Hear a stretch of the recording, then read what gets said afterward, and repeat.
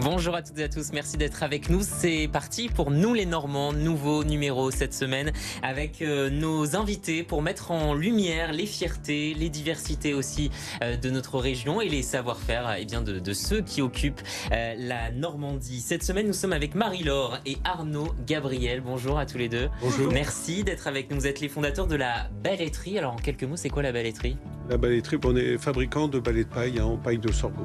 Voilà, on a relancé un vieux métier disparu. Un vieux métier disparu avec un sacré savoir-faire, vous allez nous en parler dans cette émission. À mes côtés, comme chaque numéro 2 chroniqueur, Dominique Kropskov. D'abord, bonjour Dominique. Bonjour Bastien. De quoi allez-vous nous parler aujourd'hui ? Alors aujourd'hui, je vous emmène dans le département de la Manche pour retrouver un hangar à dirigeable, un ancien hangar à dirigeable, le hangar d'Écosville. Bon, on va prendre de la hauteur. Pas très loin de Valogne. Avec vous. Et puis Gauthier le nôtre. Bonjour Gauthier. Bonjour Bastien. Vous allez nous parler effectivement d'une personnalité normande comme chaque semaine. Oui, tout à fait. Et aujourd'hui, une personnalité qui, comme vous, occupait un vieux métier, celui de tisserand, et qui s'est fait connaître en inventant tout simplement le textile, la cretonne. Et c'est dans quelques minutes. Nous les Normands, c'est parti.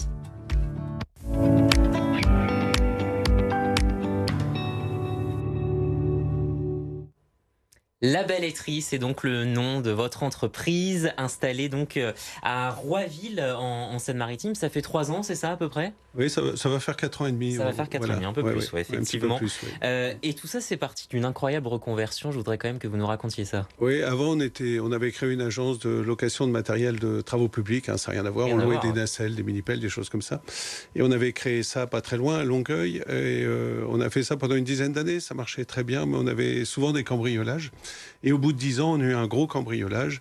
Et l'alarme a sonné que 2 fois la nuit, donc j'y suis pas allé, parce qu'il m'arrivait de monter 5 fois la nuit. Et le matin, quand je suis arrivé, j'ai trouvé le magasin complètement retourné. Quand je suis dans les bureaux, les factures volaient partout. Puis quand je suis dans l'atelier, il y avait un grand trou dans le hangar et il manquait plus de la moitié de l'outillage. Et ça m'a un peu écœuré parce que ça faisait 10 ans qu'on achetait de l'outillage et qu'on commençait à avoir un atelier bien équipé. Et à l'époque, on avait un gros loueur qui voulait nous racheter. Alors sur le coup, on lui avait dit non parce qu'on voulait aller jusqu'à la retraite. Et puis ce jour-là, on s'est empressé de le rappeler en disant finalement, on a réfléchi, on veut bien vendre notre agence. Et j'ai dit à mon époux, je voudrais faire un métier de mes mains et à la maison. Et tout est parti d'une machine, en fait. Mais comment on passe des travaux publics au balai, Marie-Laure ? C'est en partant d'une machine, en fait. En cherchant sur Internet, elle est tombée sur une machine qui l'a interpellée, une vieille machine centenaire en bois. Elle s'est demandé à quoi ça pouvait servir.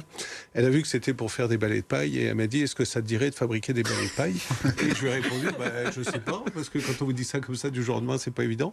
Alors elle a fait une petite étude sur la France et 3 semaines après, elle est revenue vers moi. Elle m'a dit, écoute, c'est un métier qui est quasiment disparu en France et ce serait un beau challenge d'essayer de relancer un métier disparu. Alors c'est un challenge complètement fou parce que vous partez de rien. Ouais, ça fait peur aussi. Voilà, un peu, qui n'existe quasiment tout à fait. Oui, c'est un challenge, quoi. Voilà, ouais. Mais vous avez décidé de relever, que vous avez réussi à relever parce qu'aujourd'hui ça marche plutôt bien. Ouais, ça marche plutôt bien. Oui, tout à fait. Les gens. Il y a de la demande. Voilà, et puis c'est un métier qui est très plaisant parce qu'on vend du bonheur aux gens. On dit toujours que ils sont contents de nos balayettes, de nos produits, donc ça fait plaisir en même temps. J'ai une question toute bête. Comment on fabrique un balai ? Alors un balai, c'est tout bête, mais il faut prendre de la paille. On prend aussi des tiges de sorgho, parce que nous, c'est du sorgho, la paille qu'on utilise, qu'on va coincer dans le haut du balai pour faire ce qu'on appelle l'âme du balai. Et puis, en fait, on va mettre 3 couches de paille dessus, autour d'un manche, bien sûr, un balai. Et puis, tout ça, ça tient avec du fil de fer, qui est tendu très fort. Et voilà, quoi.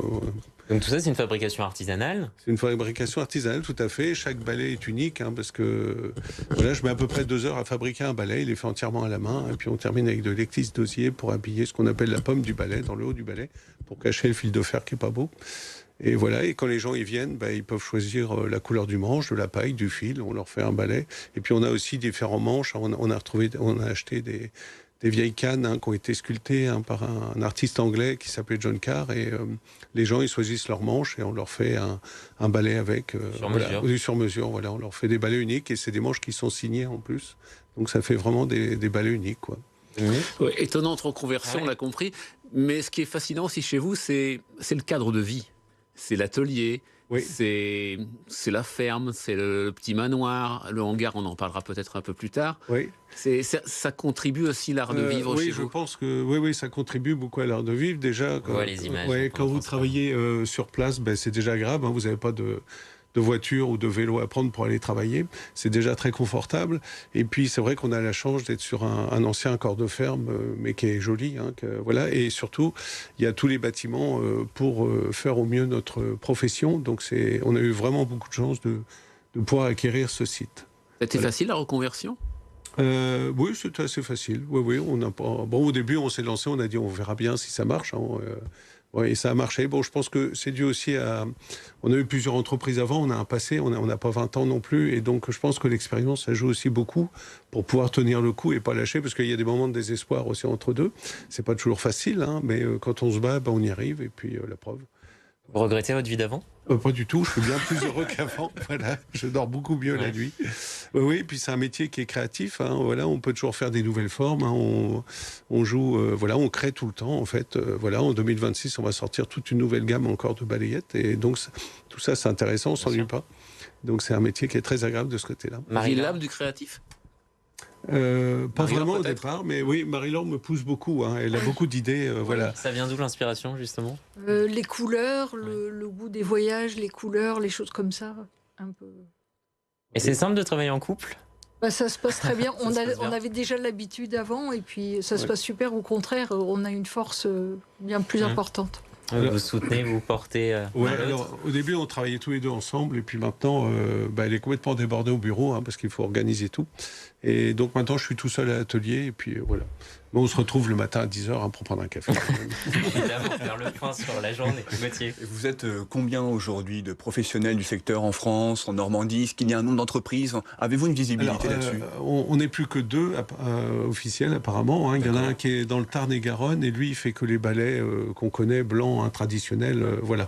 Et puis, c'est un monsieur qui arrive à la retraite, donc il va bientôt arrêter aussi. Voilà, mais nous, on est vraiment les derniers à cultiver, à teinter et à fabriquer toute une gamme de balayettes différentes. La chaîne, quoi. Voilà, parce qu'on ne fait pas que des balais, on fait des tapettes à mouche, des brosses à gueule, enfin plein de choses voilà, qui viennent se raccorder. Est-ce que vous êtes entreprise du patrimoine vivant ou pas du coup ? Non, on n'a pas encore assez d'ancienneté. D'accord, il faut combien de temps ? Je crois qu'il faut au moins 5 ans ou 10 ans, je suis pas sûre. Je pense qu'une dizaine d'années. Ça serait important. Alors, on aimerait, mais... On est artisan d'art quand même, on est reconnu artisan d'art, voilà, et puis on est au patrimoine des métiers d'art de France, à l'annuaire. Bravo. Vous devanciez un peu ma question, Gauthier, mais c'est vrai que c'est important pour vous de valoriser aussi ce savoir-faire qui se perd, vous le disiez. Exactement, oui, tout à fait. Et les gens apprécient beaucoup, voilà. Et souvent, quand ils viennent nous visiter, ils sont surpris parce qu'ils ne s'attendent pas. Parce que bon, un balai, il n'y a pas plus banal. On n'imagine pas ce qu'il y a tout derrière. Voilà, c'est ça, mais ils sont surpris quand même du travail que ça représente et de toute la déclinaison qu'on en a fait aussi. Parce que la personne qui nous a formés, c'était un ancien balettier qui était près d'Uzès, qui était à la retraite depuis 14 ans. Et lui, il nous a dit, mais moi, j'en vivais plus de mon métier. Donc, il faut trouver des idées si vous voulez en vivre. Et c'est Marie-Laure qui a eu l'idée de teinter la paille et surtout de faire toute une gamme de balayettes différentes. On aurait fait que des balais, en fait, on n'en vivait pas. Voilà. Et là, vous en vivez aujourd'hui ? Et là, on en vit aujourd'hui, oui. Vous exportez aussi, Oui, on exporte aussi, oui, tout à fait. Une belle histoire avec le Japon, d'ailleurs. Oui, tout à fait. Oui, on a eu la chance d'aller faire un salon à Tokyo pendant plus d'une semaine. Et là-bas, on a rencontré un fabricant de tatami. On lui a fabriqué des balayettes pour nettoyer ses tatamis.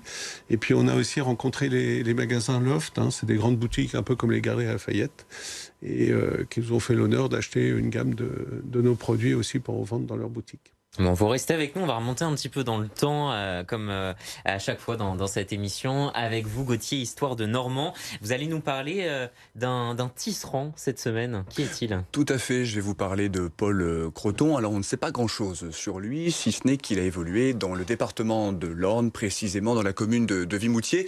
C'est un tisserand à qui nous devons une belle invention encore perceptible dans notre quotidien aujourd'hui. Alors, qu'est-ce qu'il a fait précisément ? Eh bien, c'est lui qui est parvenu à inventer et à maîtriser la technique de production d'un nouveau textile à l'époque. Nous sommes autour des années 1640, la cretonne. Alors la cretonne, c'est un alliage entre du lin, du chanvre, avec parfois aussi d'autres matériaux, et qui permet d'être durable dans le temps, qui fait une belle preuve de robustesse. Du chanvre donc dans une campagne normande qui était infertile à l'époque pour ce végétal. Oui, tout à fait. Assez paradoxalement, Vimoutiers s'est révélé comme une véritable cité productrice de textiles pour l'époque. Alors, d'où venait cette matière première ? De Bretagne ? Du Maine, mais surtout de la Flandre, qui est particulièrement une terre fertile pour ce type de matériaux. Et il faut savoir que le terme de cretonne a été instauré plus de 100 ans après la découverte, l'invention de notre normand, puisque c'est en 1730 que j'ai pu retrouver les premières traces de ce nom qui rend hommage à ce paysan qui encore aujourd'hui continue à être dans notre quotidien. Parce qu'évidemment, cette invention, elle est importante, elle a marqué l'histoire. Et elle a marqué l'histoire. Alors j'aime à vous raconter cette petite anecdote du folklore français, c'est que lorsqu'un mariage, un homme et une femme mariés célèbrent leurs 19 années de mariage, ce sont les noces de la cretonne, tout simplement. Voilà, ouais. Donc c'est bien présent dans notre héritage, et aussi d'une autre manière, puisqu'on retrouve de la cretonne un peu partout, hein, dans les trousses, les vêtements, les jupes, les tissus pour les sièges. Bref, cette matière, elle est partout. Alors elle a connu quelques évolutions dans sa manière d'être produite.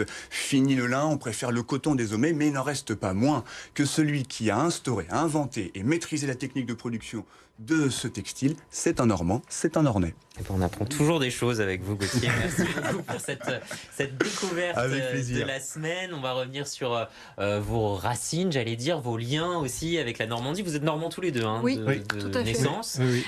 Cette région, elle vous inspire au quotidien dans votre travail ? Oui, bien sûr. Ben là, en ce moment, c'est les couleurs de l'automne qui commencent à arriver. Donc, on adapte un peu notre gamme aux couleurs de l'automne en ce moment. Voilà. Oui, on s'inspire pas mal quand même de la région. Bon, on vous demande évidemment qui vous inspire, vos liens dans un questionnaire en préparant cette émission. Vous nous avez répondu Bourvil. Oui, c'est vrai, oui. Parce qu'on a habité tout près de Bourvil. Et donc, en plus, on connaît une de ses nièces, et donc on a souvent entendu parler de Bourvil. Et puis, pour la petite histoire, moi j'ai été marié par mon premier mariage par le papa de Valérie Lemercier, qui était le maire du village où j'habitais, de Gonzeville. D'accord. Voilà, incroyable. Tout ça, c'est... Le monde est petit. Le monde est petit, oui. Vous avez des souvenirs marquants avec la région, des anecdotes à nous partager ? Des anecdotes, je peux t'en donner une, toi, Marie, non, de la région comme ça qui me viennent. Je ne sais plus ce qu'on avait dit. La rencontre, peut-être, avec la sculpture, le sculpteur sur bois. Ah oui, ça, oui. Ça, c'est une très très belle rencontre. C'est avec Gilbert Rousset, qui était parce que ça aussi, ça fait partie du domaine. Oui, ça fait partie du domaine aussi. On a plus de 57 gros véhicules, à taille réelle, du moins, des véhicules tout en bois. Extraordinaire. C'est extraordinaire, oui. Avec les moteurs en bois, les roues en bois, tout entièrement en bois. Et c'est un menuisier de la Manche, Gilbert Rousset, qui a passé 40 ans de sa vie. Alors, c'est 40 ans de loisirs, de soirées, de congés. Il vivait tout seul, bien sûr, pour fabriquer des objets comme ça. Et tout est parti d'une moto de trial qu'il avait cassée. Et puis, ça l'a pris pendant 40 ans. Voilà, il a passé, c'est unique au monde, c'est incroyable. On est subjugué quand on voit ça. Oui. Il y a tous les détails, il y a tout. C'est un attrait touristique pour vous? Bien sûr, oui, ça attire beaucoup les gens aussi. Et oui. Ça, on peut le voir très concrètement. Quand on visite la balletterie, ça fait partie de la balletterie. On a un hangar, en fait, où c'est stocké, où on est. Et voilà, c'est un musée, quoi. Voilà, c'est un musée. Oui, c'est inattendu. Et souvent, quand il y a des groupes qui viennent, on dit, leur dites pas trop pour les véhicules en bois, ça leur fera une surprise, parce qu'en venant voir des ballets, ils s'attendent pas du tout à ça. Et donc, ça complète bien, parce que souvent les gens nous disent, c'est dans le même esprit que vous. Ils trouvent que ça complète bien la balletterie. Ouais. Parce que ce qui est intéressant, c'est que vous faites visiter votre entreprise. C'est important. On parlait tout à l'heure de savoir-faire, de transmission. Oui, et ça marche très bien. Les gens adorent ça. Et la visite dure 2 heures. On l'accompagne du début à la fin. Voilà. On ne part plus. Oui. J'ai été stupéfait, c'est vrai. Je suis resté 3 heures là-bas. Quasiment. Il y a des choses à voir. Oui, il y a des choses à voir intéressantes. Les gens nous disent souvent, on visite plein de choses, mais alors là, vous nous apprenez plein de choses qu'on ne sait pas. Et... Comment vous expliquez justement cet attrait de ceux qui viennent vous voir? Parce que vous voyez, c'est des métiers qui disparaissent, mais malgré tout, les gens s'intéressent, les gens restent fidèles à ces métiers ancestraux. Oui, et je pense que les gens... Oui, il y a tout un engouement pour l'artisanat aujourd'hui. J'espère que ça va durer. Et les gens reviennent aux vraies valeurs, aux valeurs saines. Et voilà, on en a marre de tout ce qu'on achète sur Internet et tout ça. Ils préfèrent des bons produits faits maison, même si ça coûte plus cher, parce que forcément, ça coûte plus cher. Mais voilà, des produits solides. Et nous, si jamais il y a un fil qui casse, n'importe quoi, on peut réparer la balayette. C'est pas un problème. Voilà. En parlant de bons produits, Marie-Laure, vous nous avez parlé de crème et de camembert aussi. Oui, tout à fait. Roiville était connu pour son camembert. Juste en face de chez nous, il y avait la fabrique de camembert, le Roiville. Ah ouais. voilà, qui s'est arrêté en 1980. D'accord, mais vous continuez à consommer le camembert bien sûr. normand que vous êtes, évidemment. Il y a un lien aussi avec Veules-les-Roses, je crois, un attachement avec cette commune. Moi, j'ai passé. Mon grand-père avait acheté après-guerre 3 maisons à Veules-les-Roses, mais lui, il y venait déjà avant, et qu'il a offert à chacun de ses enfants. Et donc, moi, j'ai passé toutes mes vacances à Veules-les-Roses étant jeune. Je faisais de la voile là-bas et tout ça, et donc on y a été eusés. Mes parents ont eu une maison pendant plus de 46 ans, je crois. Et puis, mon papa est décédé, ma maman vieillissant, on a revendu la maison, mais c'est quand même un regret quelque part, parce que c'est un endroit où j'ai été très attaché. Et au début, je travaillais sur Rouen, et le jour où j'ai pu travailler justement dans cette région, c'était formidable pour moi, parce que je travaillais sur mon lieu de vacances, et pour moi, c'était magique. Voilà. C'est pas mal. Un vrai cauchois. Un vrai cauchemar, oui, pur et dur. Une petite question pour tous les deux. Justement, nous parlions tout à l'heure de préserver ce savoir-faire dans le temps. Les personnes qui viennent vous visiter, à qui vous montrez votre savoir-faire, est-ce que certaines personnes sont revenues vous voir en disant « j'aimerais me former à ce type de métier ». Est-ce que vous sentez qu'il y a quelques vocations qui se créent en venant vous voir ou pas du tout ? Oui, on a des gens qui sont intéressés, des gens qui veulent prendre la suite de la balletterie ou qui veulent apprendre, qui voudraient faire ce métier, tout à fait. D'accord. Et comment vous vous êtes formé, comment vous avez appris ce métier, puisqu'il n'y a plus beaucoup de métiers, il y a beaucoup d'écoles, non ? Nous, c'est un des 2 derniers ballettiers de France qui était près d'Uzès, qui était à la retraite depuis 14 ans. D'accord. Et voilà, mon épouse, elle avait vu une petite vidéo sur Internet où il montrait comment il fabriquait un ballet. Puis elle a réussi à avoir son numéro de téléphone et puis elle l'a appelé. C'est comme ça. Comme lui, il avait conservé ses anciennes machines, parce que c'est introuvable aujourd'hui en France. Et il les avait conservées parce qu'il voulait en faire un musée de ses machines. Puis il n'a pas réussi parce qu'il y avait trop peu de machines. Mais il nous a dit, au contraire, je veux bien vous former. Donc il nous a formés à faire des ballets traditionnels blancs qu'on trouve dans le commerce. Et puis nous, après, on est remonté à Roiville. Et là, on s'est entraîné pendant plusieurs mois à mettre notre gamme et à apprendre à teinter la paille, tout ça. Et puis à maîtriser un peu mieux notre métier. Et puis à faire le site internet, à faire le développement commercial. Marie-Laure, c'est la communicatrice. Voilà, c'est ça. Le développement commercial. Ce qui est important, c'est que vous êtes des artisans bien dans l'air du temps. C'est-à-dire que vous savez aussi sentir les marchés, entre guillemets. Oui. Et puis, préparer une collection. Oui, aussi, mais tout ça, c'est Marie-Laure. Elle me pousse beaucoup. Moi, je rame derrière, mais bon, je m'accroche. Vous produisez. Voilà, moi, je produis. Et puis, c'est Marie-Laure qui fait tout le développement commercial, toute la communication, toutes les nouvelles gammes. C'est elle qui me dit, il faut que tu fasses ça, que tu fasses ci. Vous en produisez combien, d'ailleurs, de balais à l'année ?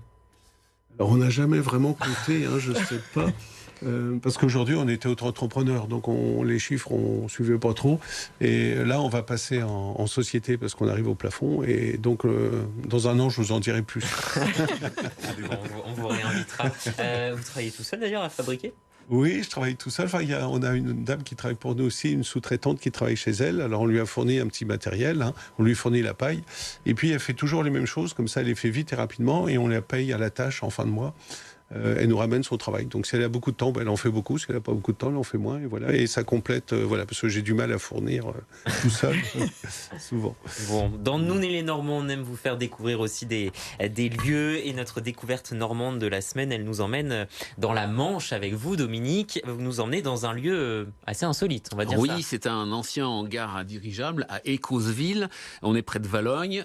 Alors, ce hangar peut vous sembler banal quand vous arrivez. Je ne sais pas si vous êtes passé dans le secteur. Non, on ne l'a pas vu. Mais vous connaissez de réputation, voilà. Oui, mais il est surtout original et chargé d'histoire. Alors, quelle est justement l'histoire ? Alors, il a été construit en 1917. C'était pour abriter donc des dirigeables destinés à la lutte anti-sous-marine. La mer n'est pas loin, on l'a bien compris. C'est un impressionnant vaisseau de béton. Les dimensions, je vous les donne, 150 mètres de long, 40 mètres de large et 31 mètres de hauteur. C'est vraiment un témoignage de l'architecture militaire du XXe siècle. Alors, l'originalité, de l'époque, c'était du béton, parce que c'était pas si courant que ça. Le hangar a servi de base à l'aéronaval, puis d'entrepôt pour dirigeables de 1919 à 1930 pour la Marine nationale. Ensuite, en 1944, il est devenu évidemment une base stratégique, une base logistique pour les Alliés. Et il faut savoir que d'autres hangars de ce type ont été détruits en France, parce qu'il en existait plusieurs. Donc on peut dire qu'Écauseville, c'est le seul témoin de ces hangars à dirigeables. Alors c'est un site, on peut trouver aussi, c'est important, des graffitis français, allemands, américains et anglais datant de 1936 à 1945 et le bâtiment est classé monument historique depuis 2003. Et ce hangar, Dominique, c'est aussi un musée.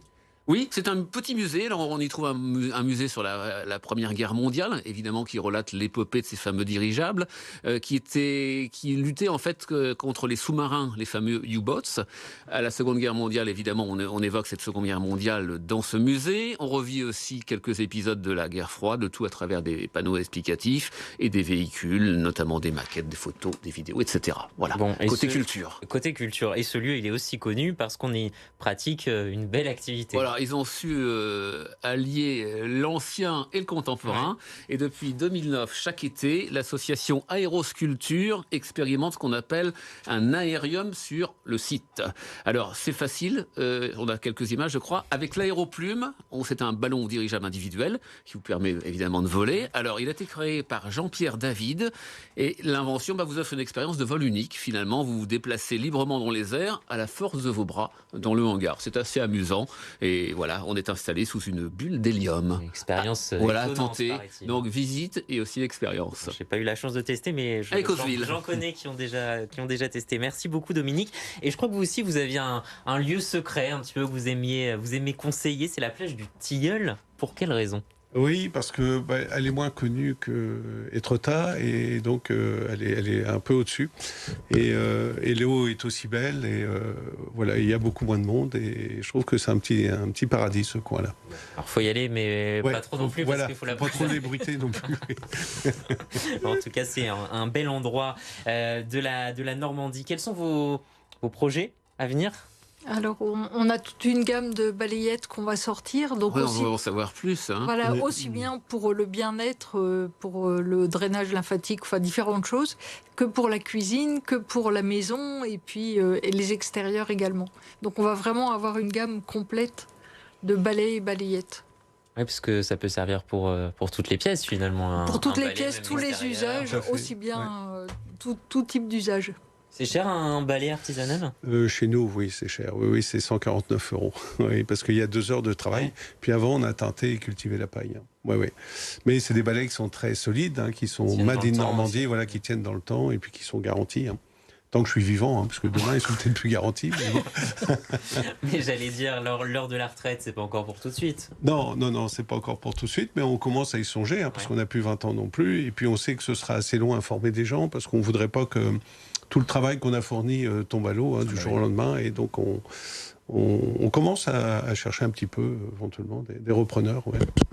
Pour préparer la suite. Voilà, la Normandie, c'est une terre d'entrepreneuriat, comme on dit ? Oui, je pense, oui. Oui, tout à fait, oui. Il y a ce qu'il faut pour ça ? Il y a ce qu'il faut pour ça, oui, exactement. On peut faire plein de choses en Normandie, oui. Il suffit d'avoir un peu d'idées. On parle souvent des cauchois qui sont un petit peu rapias, comme on dit. Ça marche auprès des voisins. Ça marche aussi bien auprès des voisins qu'aux personnes beaucoup plus loin. On va avoir des croisières d'Américains qui vont venir, qui descendent sur la Seine. Et à partir du mois de novembre, toutes les semaines, on va avoir des cars d'Américains. Fortune assurée.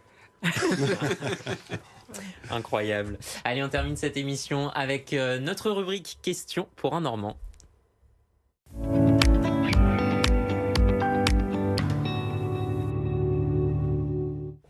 Alors le principe, il est très simple, des questions courtes, des réponses courtes. On va faire un chacun si ça vous va. D'abord, le Livarot ou le Neufchâtel ? Qu'est-ce que vous préférez ? Moi, c'est le Neuchâtel, oui. Oui, j'adore le Neuchâtel, oui. Quelle raison ? Oui. Déjà, il est plus près de chez nous, et puis, je sais pas, c'est le goût, le Livarot, je le trouve un peu fort, pour moi. Bon, voilà. Marie-Laure, le château de Caen ou le château de Falaise ? Le château de Falaise. C'est très bien comme réponse. Voilà. C'est Guillaume qui vous inspire. Le Cap de la Hague ou le Cap Fanny à Fécamp ? Le Cap de la Hague, quand même, parce que là-bas, on respire. Le marais du Cotentin ou le marais Vernier ? Le marais Vernier. Plus proche de vous. Plus proche de nous, tout à fait. Il y a la Paris aussi. Oui, c'est vrai. Oui, c'est vrai. C'est vrai. L'Armada de Rouen ou la Transat Café L'Or au Havre ? Alors là, l'Armada, quand même, de Rouen. Événement c'est un populaire. sacré événement, oui. On parlait de Guillaume le Conquérant, justement. Guillaume le Conquérant ou Rollon ? Guillaume le Conquérant. Les courses hippiques de Deauville ou de Cabourg ? Cabourg, peut-être, je dirais Cabourg, moi. Oui. Le carnaval de Granville ou la foire Saint-Romain à Rouen? La foire Saint-Romain, pour la proximité et puis pour le plaisir des souvenirs d'y être allé. Ça fait partie des rendez-vous emblématiques de la Normandie. Est-ce que vous êtes plutôt normand maritime ou normand terrien? Moi, je serais plutôt maritime. Ouais. Moi, comme j'ai fait de la voile étant jeune, tout ça, j'ai fait pas mal de bateaux, donc oui, j'adore la mer. Et puis une dernière question, week-end plutôt à Honfleur ou à Barfleur? À Honfleur. À Honfleur. À Honfleur, avec plaisir.